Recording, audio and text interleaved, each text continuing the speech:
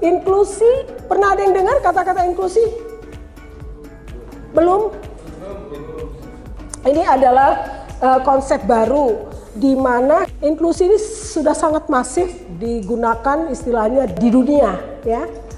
Terkait dengan bagaimana tidak mengabaikan kelompok-kelompok masyarakat yang tidak mayoritas. Jadi inklusi itu beyond penyandang disabilitas, bukan hanya untuk penyandang disabilitas, tapi kita harus memperhitungkan siapa lagi orang-orang yang masih rentan di negara kita, anak, ya, perempuan, lansia. Oleh karena itu keluarkan istilah inklusi. Inklusi ini tidak hanya, kalau di dunia global tidak hanya memperhitungkan orang-orang yang rentan, tapi orang-orang yang berbeda. Kami berharap teman-teman, adik-adik semua bisa menjadi agent of change untuk kemudian menyelesaikan permasalahan-permasalahan ini, terutama untuk penyandang disabilitas. Nama saya Andira Pramatyasari, biasanya dipanggil Andira. Saya adalah seorang penyandang disabilitas sensorik netra atau seorang tunanetra. Sebetulnya pasti banyak sih nanti akan bersinggungan dengan teman-teman penyandang disabilitas, terutama dengan teman-teman tunanetra, karena seiring juga dengan perkembangan pada saat ini yang membuat teman-teman disabilitas, khususnya tunanetra itu sudah lebih banyak bisa beraktivitas di luar, baik untuk bersekolah, untuk kuliah, dan juga untuk bekerja dan beraktivitas sehari-hari. Jadi sekarang ini pengguna kereta api dari kalangan tunanetra itu sudah jauh lebih meningkat seiring dengan peningkatan kualitas layanan dari PT KAI sendiri. Dan juga sebagai seorang disabilitas, pasti seorang tunanetra itu tetap butuh bantuan dari orang di sekitarnya. Jangan juga ketika mau membantu itu nggak bertanya terlebih dahulu. Biasakan cara membantu yang tepat, cara membantu yang paling nyaman menurut dia tuh seperti apa gitu.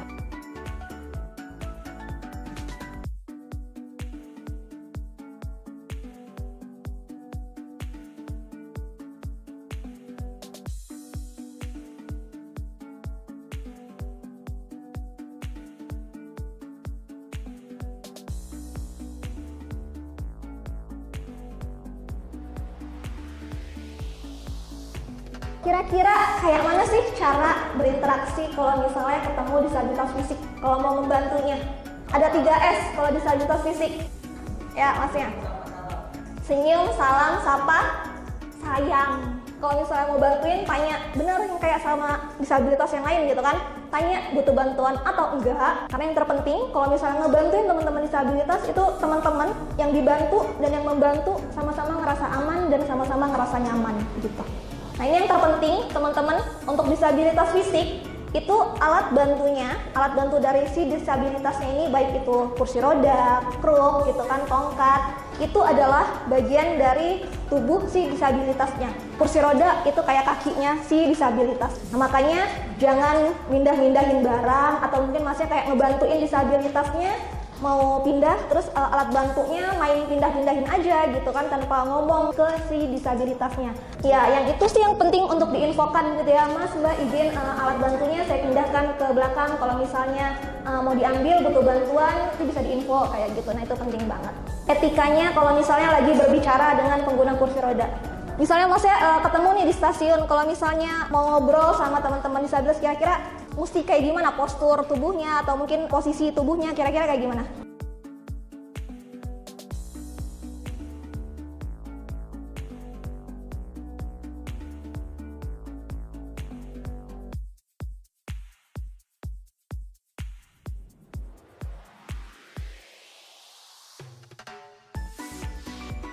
Sini teman-teman ada yang pernah tahu nggak sih contoh disabilitas psikososial atau gangguan jiwa, contohnya apa? Ya, bipolar gitu. Depresi. Nah, ada bipolar, ada skizofrenia. Ada yang bisa bedain bipolar sama skizofrenia itu apa sih gitu. Jadi memang disabilitas mental itu dia itu ada namanya kondisi stabil, ada namanya kondisi kambuh atau relapse gitu. Ketika stabil, sebetulnya disabilitas mental itu biasa aja. Termasuk yang marah-marah sekalipun, dia nggak mungkin dalam waktu 24 jam, selama 24 jam dia marah terus, nggak mungkin. Pasti akan ada fase stabilnya. Jadi jangan takut kenalan sama disabilitas mental, karena even ketika kita relax pun tidak semuanya, malah banyakkan yang biasa aja loh sebetulnya daripada yang katanya berbahaya itu. Jadi memang kalau kita ketemu orang, kita nggak pernah bisa tahu orang ini sebetulnya disabilitas mental atau enggak, kecuali kalau dia biasanya kalau dia lagi kumat atau kambuh. Kalau lagi nggak kambuh, kita nggak bisa nebak. Dan nggak mungkin juga kan kita nanya, kamu disabilitas mental bukan gitu. Kalau bipolar nih ciri-cirinya, bi artinya dua, polar itu kutub. Bipolar berarti dia orang yang mengalami dua kutub. Bipolar itu ditandai dengan emosi yang naik turun biasanya. Jadi kadang-kadang dia emosinya tinggi sekali, kadang-kadang emosinya rendah sekali. Ada stabil juga gitu.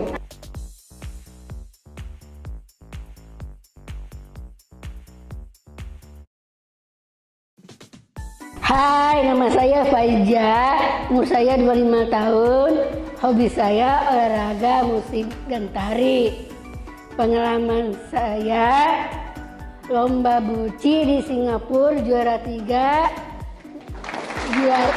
dapat medali perunggu, tampil Jimbe, Singapura, Car Free Day, tampil hip hop, Bandung, Singapura, juara umum di Bogor. Pada umumnya Down syndrome atau Graita mempunyai wajah serupa. Dalam proses belajar atau memahami sesuatu membutuhkan waktu yang lebih lama dari rata-rata ramah, lugu, dan polos. Etika berinteraksi, berbicaralah langsung kepada kami Down syndrome atau Graita, bukan kepada pendamping kami. Percakapan harus dengan cara yang ramah. Perbanyak senyum. Faiza nggak berani pergi sendiri, kenapa gitu ya? Takut apa gitu? Kira-kira? Kira-kira Takut jahat? takut orang jahat. Iya. Takut ada orang jahat. Ada orang jahat? Ya, nggak bisa. Ya, nggak bagus ya. Nggak bagus, nggak baik itu. Faiza, menurut Faiza orang jahat itu ngapain? Oh ya, kalau dia ada jahat, ada yang ambil, ada barang-barang, copet. Ayo nyari!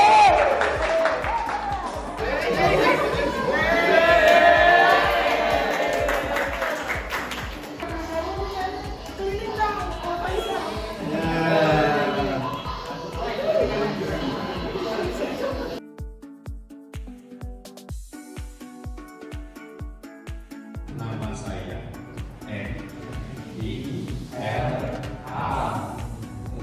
Panggilan isyarat saya bagaimana?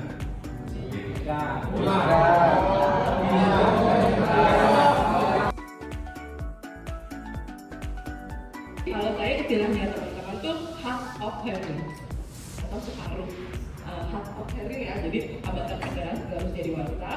Sekarang saya menggunakan alat pendengar.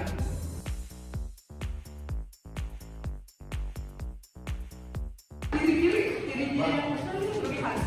Ini bagian bibir. Saya saraf juga ada di bagian.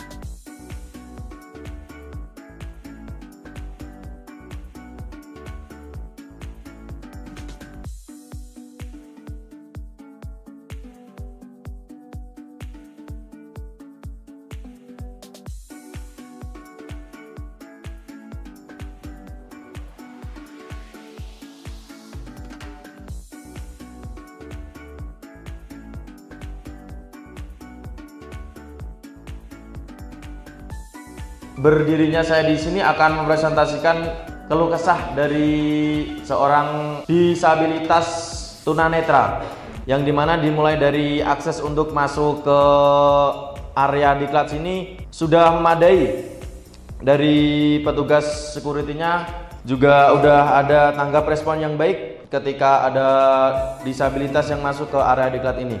Mungkin di situ ada beberapa kekurangan agak menyusahkan disabilitas tersebut, yaitu kurang adanya peralatan, yaitu building block, selasar, dan juga handrail, yang dimana alat-alat itu untuk memudahkan disabilitas tersebut untuk menuju ke pos security tersebut. Setelah mengamati beberapa ruangan yang ada di sekeliling BP Opsar Agus Suroto di Bandung ini, saya mendapatkan 5 poin yang harus dibenahi atau direkomendasikan.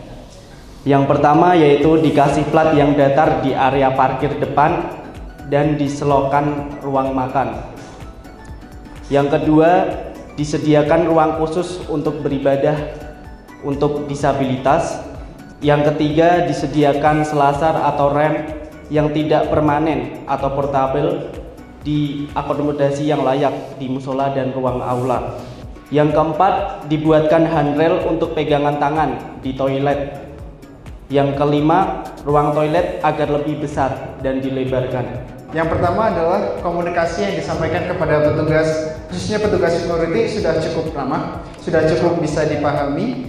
Kemudian adalah petugas juga menggunakan gaya bicara atau gerak badan yang bisa dipahami.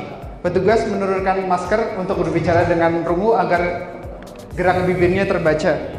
Di sini juga tersedia petunjuk-petunjuk visual, seperti ruang ini di sebelah ini, ruang ini di sebelah ini. Namun sayangnya untuk beberapa ruangan masih belum ada penunjuknya. Kemudian ada beberapa catatan yang perlu diperhatikan. Yang pertama adalah tidak ada penunjuk ruangan apa yang ada di lantai atas.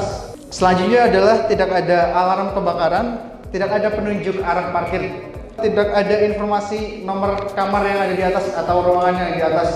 Kalau menurut saya, pelatihan ini sangat bermanfaat bagi kita, yang terutama untuk layanan di stasiun. Kita jadi bisa tahu apa yang akan kita lakukan dalam bertemu orang yang mempunyai kebutuhan khusus. Yang kedua, saya mengucapkan terima kasih dan apresiasi kepada wanita disabilitas Indonesia, karena itu sungguh-sungguh meningkatkan jiwa sosial kita terutama di dunia pelayanan.